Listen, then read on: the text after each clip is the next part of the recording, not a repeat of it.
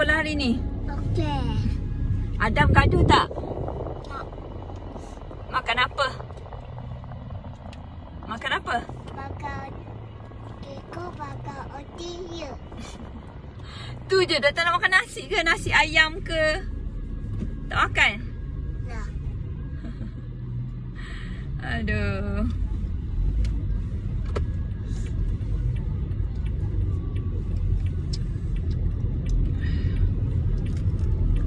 Penat mama semalam. Semalam kan? Aduh.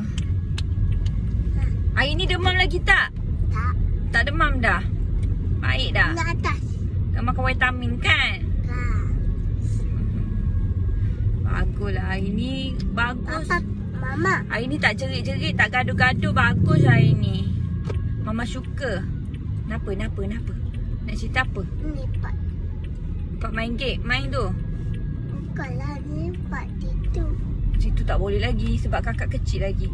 Nanti kakak dah besar sikit, sekolah menengah dah boleh pergi. Mama ni.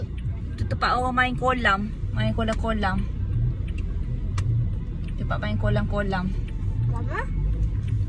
Mama? Mama dah tak larat dah. Kolam rumah kita pun tak pergi main. Ni untuk orang besar. Dulu Mama dah pernah pergi. Sekarang kita... Papa pernah dah pergi dulu. Kalau Papa nak ulang kita. Sebab Adam dia kecil lagi, dia suka lari. Nanti kat kolam tu ada dalam punya. Nanti dalam punya jatuh. Ada enam. Ada buaya. Tak ada buaya. Buaya tak ada. Cuma dia dalam. Kalau dalam ni nanti Adam tak pandai berenang, jadi lemas lah. Faham? Faham tak? Sayang Mama tak? Sayang Mama ke sayang Papa? Sayang Papa. Kenapa tak cakap sayang dua-dua? Dua-dua. Kan? Kak Aisyah kalau good, minggu ni kita pergi naik train nak? Nak pergi naik train? Ha? Nak pergi naik train nak? Nak bas. Naik bas dengan Pok Ngoh nak? Dengan Bang Pok Ngoh?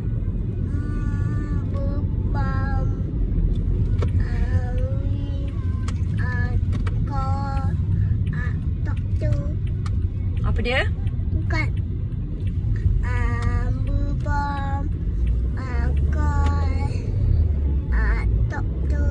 Doktor. Kita pergi naik. Pilih satu je. Nak pergi tengok binatang ke? Ni, bas. Nak pergi tengok haiwan ke? Nak pergi tengok... Ni bas. Nak pergi tengok haiwan ke? Nak pergi naik train ke? Nak pergi naik bas? Pilih satu je.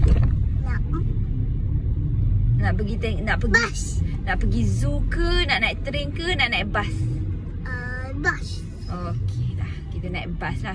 Tapi bas penat lah. Takut ramai. Kakak ada. Tak kaku pun. Adam nak naik apa? Ada air empat. Kakak nak atas. Kakak nak naik atas? Ya. Kakak nak... Kakak nak